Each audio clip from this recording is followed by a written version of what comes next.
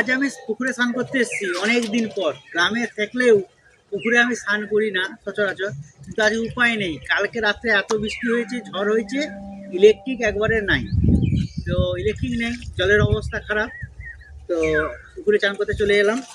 তো সেটাই একটু ছেলেকে নিয়ে এসেছি, আপনার সাথে শেয়ার করছি। পুকুরে স্নান করতে আসা একটু ভালো লাগে। আমি কিন্তু ভালোই পুকুরে স্নান করতাম ছোটোবেলা।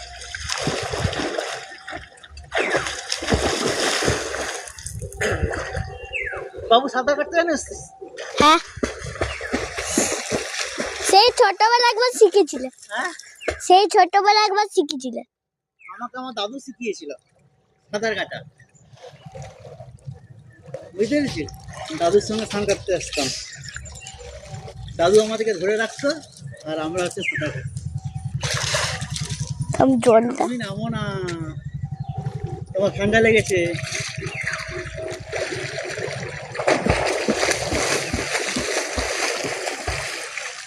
আগে এপার থেকে ওপার হতাম এই পুকুরেই।